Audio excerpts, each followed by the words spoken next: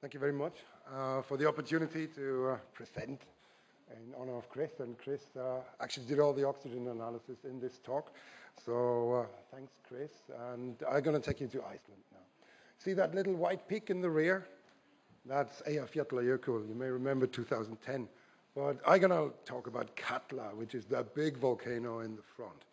So KATLA is most well known, certainly in Northern Europe, for the Brothers Lionheart, the big dragon in there. That was actually KATLA. And more recently, we had the Netflix series where the unrest inside the volcano caused all these perished people to wake up again and created volcano zombies. And one day I'd love to talk to them, but well, I'm not sure how real that is. So we have to do some geochemistry to get better information, I fear. And let's start with two types of volcanoes in Iceland. There are central volcanoes and fissure eruptions. The current activity on the Reykjanes is a fissure system, but if these systems build up over longer time and have a polygenetic origin, they make stratovolcanoes and potentially large calderas, as we see at KATLA. So KATLA is a large volcanic system in the south of Iceland. It's almost 1,400 meters tall, 14 kilometers wide, and it sits under a large glacier. It's very active. 20 eruptions are documented between, well, in historical times, between the settlement and the last eruption was 1918. It erupted over 180 times during the Holocene, and the eruption volumes, they vary a little bit, and they can reach several cubic kilometers. The last eruption, as said, was 2018, but there was unrest in 1955, 1999, and again 2011.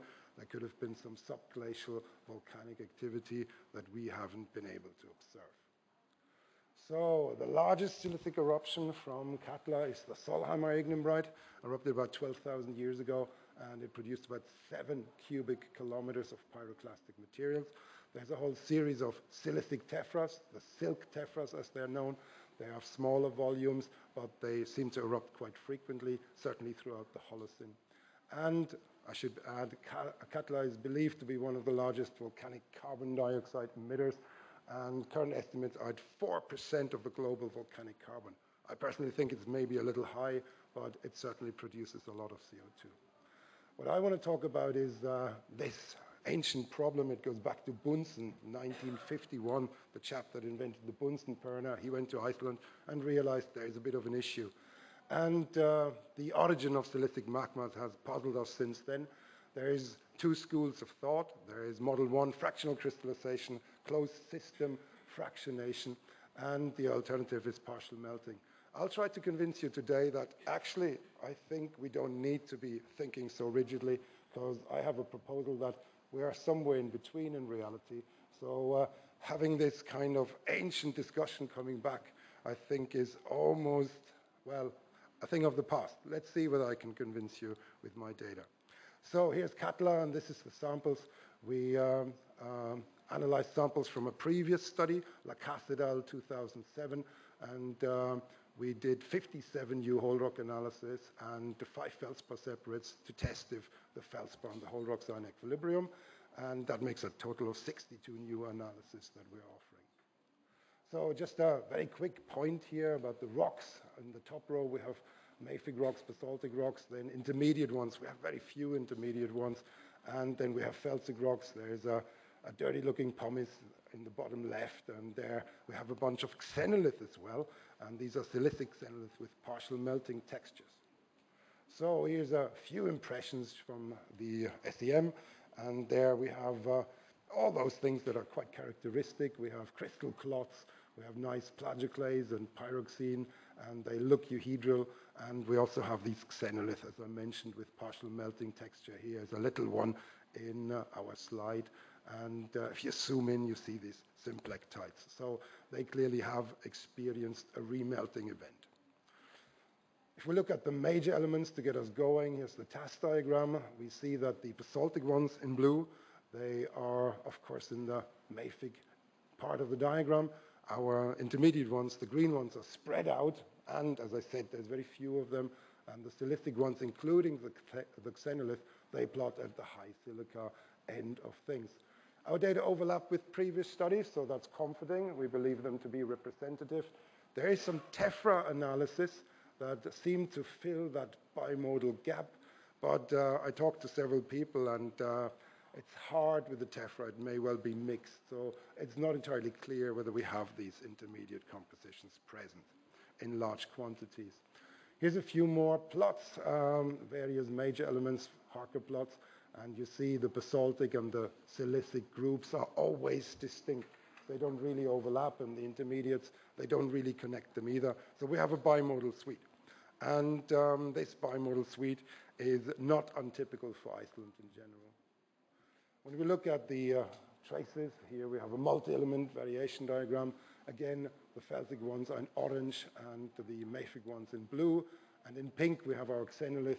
The xenolith and the felsic ones are virtually identical. They overlap. It's, to me, the same kind of material, chemically speaking. And we see a big strontium anomaly, a negative one, and a europium anomaly. So I guess the takeaway point is that fractionation of plagioclase did play a role, very hard to explain otherwise.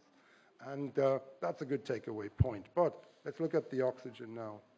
So here's a bar chart. Let's start with that. The gray vertical bar is the mantle, and then our data are plotted in the colorful bars at the bottom. There's a few reference suites there. Fresh Icelandic basalt obviously overlaps with the mantle.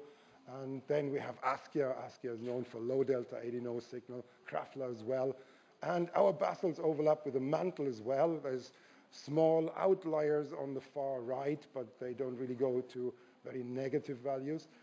The intermediates are almost the same, but the silicic rocks, they push towards the left. The darker dots are actually the feldspar separates, and the lighter orange dots are the whole rocks. And our xenoliths, they really shoot off towards the far left. They have negative values. So the felsic xenoliths, they seem to be the most intensely hydrothermally affected materials, but we don't see much hydrothermal mineralogy in them, so I assume they have been cooked and have lost melt, and that means they could have been even more negative before that event. So I mentioned there are some outliers for the basalts, and I'm not sure, yes, it works. That's the LOI values, and these outliers are actually very hydrated, so we have to ignore them for the rest of our consideration. When we look at the delta 18O versus silica plot, then there's this slightly rising line there. That's the fractionation line, and Ilya pointed this out as well. So when we have variations on that, then we need to think a little bit, because then it means we have something going on beyond closed system fractionation.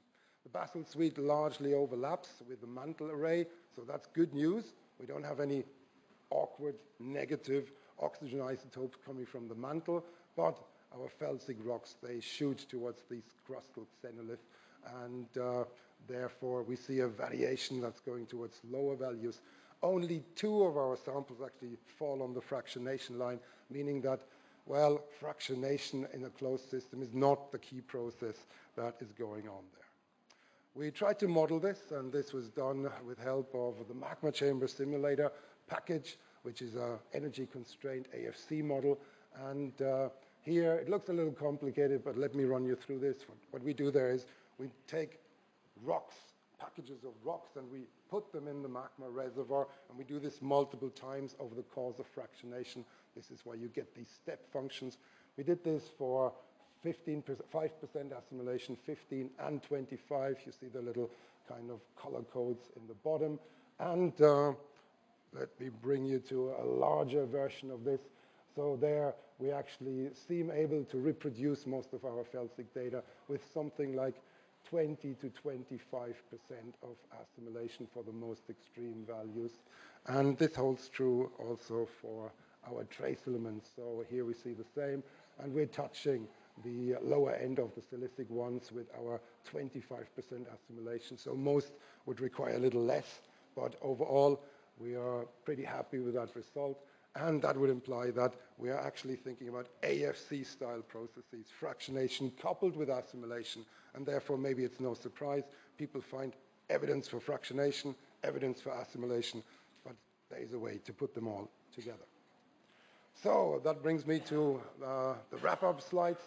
This is a model by Jedi et al. This is the seismic tomography, and if we put our reservoirs into that system here, then we're dealing with a deeper reservoir that's basalt dominated, and the basalt range is about 5 to 6 or 5.1 to 6.1, therefore very mantle-like. But the felsic rocks are much lower in oxygen, apart from 2 individual samples, and that means we're assimilating something with a low delta 18O component and substantial amounts of it, potentially up to 20-ish%, and that has to happen in the upper part of the plumbing system because we need to have the meteoric water to actually do that. So this is the kind of summary, and in conclusion, over 95% of our analyzed silicic volcanics at KATLA, they show a low delta 18O signal. It's very clear, and assimilation of up to 25% is needed to explain the spectrum of samples, and our xenoliths are actually surprisingly well matched to explain this. So to use a term that I actually learned from Chris as a PhD student, this is a bit like self-cannibalization of the volcano, taking materials that are very similar, but they have been residing in the system, and therefore they have been modified in their oxygen signal. The basalt samples that we have analyzed, they're very narrow. There is no need for some deep, low delta 18O mantle component, and that's very comforting. And on balance, neither fractionation nor assimilation seems to fit perfectly, and maybe AFC is the way forward. So I suggest that people may want to try something like the magma chamber simulator to see whether it applies to some of the other Icelandic suites. In terms of the plumbing system, well, basaltic magma with a mantle-like delta 18O comes in. It differentiates at the base of the edifice, and we don't see any major variations there. If there's different mantle components, well, they don't seem to be distinct in oxygen. Very similar to the recent work we did at Fagradalsfjall, which is in Bindemann et al. 22. And in the second stage, higher up in the plumbing system, assimilation and fractional crystallization, and potentially also some mixing, can explain the uptake of a low delta 18O signal into the silicic magmas, and it's certainly not a closed system for all we can tell. And if you don't believe me, maybe you want to watch the Netflix documentary and see whether there's more information to discuss. Thank you. And if you want, the paper has just come out a few weeks ago. It's, of course, open access. If you're interested, all the details are in there. And I say thank you for your time, and I hope there's time for a question.